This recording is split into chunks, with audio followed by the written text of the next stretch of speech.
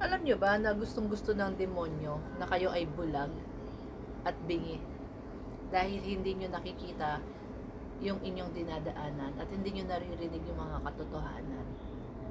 Gustong-gusto ng demonyo yan. Yung mga ganyang tao. Kasi kaya nilang butuin, kaya nilang mapasunod.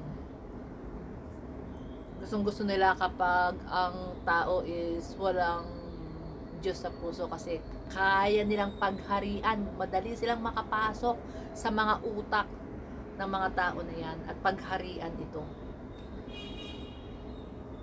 Uutusan kang magmura, mamuhi, magalit po magalit sa kapwa. Yan po ang gustong-gusto nila.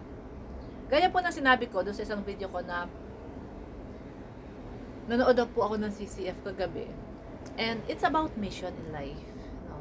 It's about mission in life. Ano nga ba? Ano nga ba yung mission mo dito sa buhay na ito? Hindi ba nagsa-celebrate tayo the day we were born? And nagsa-celebrate din tayo the day we found the reason why we were born in this earth. Alam natin kung ano yung mission natin. Pero ang iba po, gaya nga po na pinanood ko sa inyo, na ang dami pong DDS ngayon na nakalimutan na nila kung ano po yung tunay na mission na ibinigay sa kanila ng Diyos. Hindi yan ang mission nyo.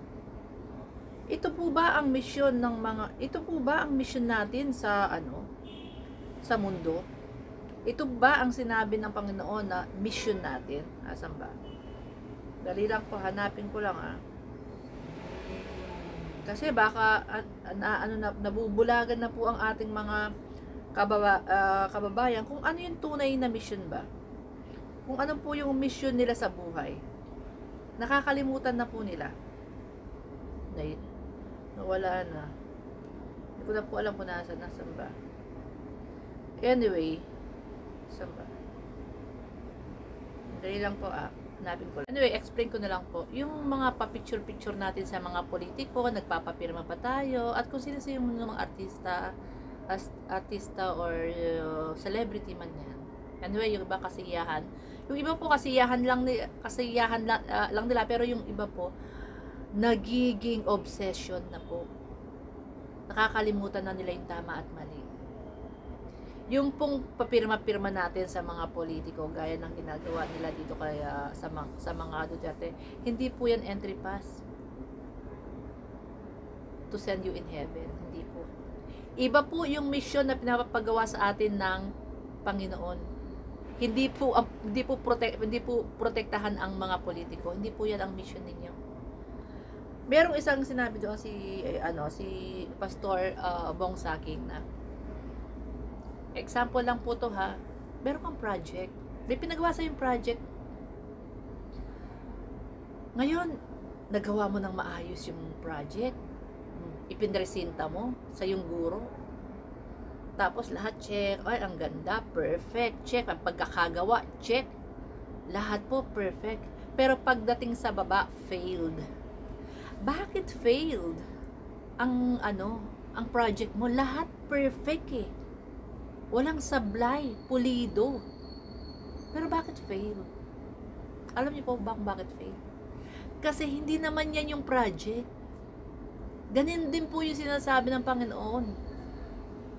Iba yung mission mo. Hindi ito yung mission mo. Hindi ang mission mo protektahan ang mga Duterte, ang mga politiko.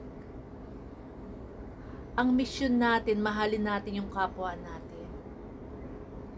Ang dami doon sa Pilipinas humihingi ng hustisya. Kayo naman kinakalaban nyo yung hustisya. Hayaan yung gumulong yung hustisya. Dahil kung wala yung kasalanan, mapapalaya yan. Yung simpatya nyo kay Digong, pero yung simpatya nyo doon sa mga namatayan, wala. Kaya failed yung project. Bakit failed? Kasi hindi yan yung project na pinapagawa sa iyo ng Panginoon. Hindi po yan yung mission mo. Diba napakalinaw? Alam niyo po, ay i-share ko lang po sa inyo kung paano po ako nag-umpisa sa TikTok. Nagpo-impisa ako sa TikTok kagaya po ng iba. OOTD, 'di ba? OOTD, kaya kailangan punta ako ng mall, mag-shopping ako ng konti. Hindi naman yung mamahalin, pero kailangan ko silang OOTD, 'di ba? Yung everyday post sa TikTok. Kung ano yung aking mga suot. So, after that, nagsawa ako. Siguro, hindi ko alam kung 2 months, 3 months lamang. Ako nagganon-ganon. Nagsawa po ako. Alam niyo po, nagpray ako. Nagpray talaga ako na, ano po ba dapat kong ano? Ano po ba yung yung mission ko? Lord, sabi ko, gusto ko pong gamitin yung social media. Gusto ko pong gamitin yung social media. Gusto kong gamitin yung aking skills, yung binigay yung skills sa akin, yung katalinuhan sa akin, magamit ko sa social media para makatulong ako. Alam niyo po, napakabuti ng Panginoon. Ibinulong niya sa akin. Bakit? Ano ba yung katalinuhan na binigay ko sa iyo? Ano ba yung kakayahan na binigay ko sa iyo? Alam niyo po kung ano? Related po sa trabaho ko. So, doon po ako naging advocate ng mga Pilipino. Ginabayan ko po yung mga Pilipino na naaagrabyado ng kanilang mga employer, yung mga karapatan nila. Doon po ako nagsimula, doon po ako nakilala. I praise God po talaga. Yun nga lang po, dahil nga po na napasok po ng bonggang-bongga yung aking, pati yung private life ko, 'di ba? Yung instead na ipapahinga ko na lang hanggang gabi, hanggang sa bahay, hanggang madaling araw may tumatawag, kailangan po ng advice. Hindi ko po sabi ko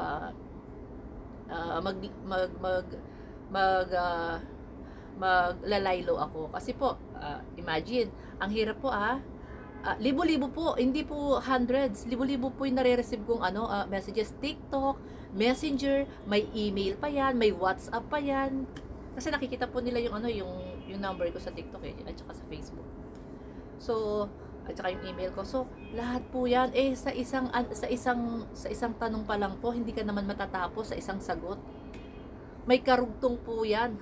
Tapos babalikan ka pa niyan. Babalikan ka pa po. Kaya doon po ako nako-compromise na po yung sa trabaho, nako-compromise na rin po yung aking syempre kailangan ko ng time sa hobby ko, di ba?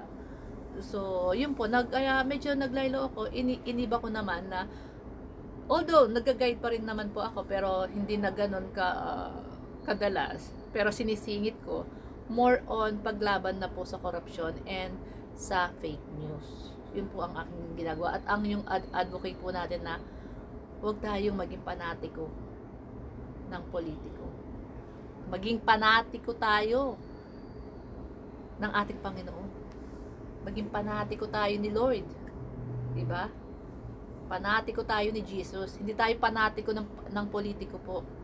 And salamat sa Diyos, ganito po ako pinalaki ng magulang ko. Never ako naging panatiko ng politiko. Panatiko ako ni Jesus. Na every time na may problema ako, siya po ang tatawagan ko. Mabilis. Ora mismo marirelax po ako. Every time na may problema ako, trabaho, pera, financial, family, ano pa ba? Emotional, physical, lahat po yan. Isa lang po.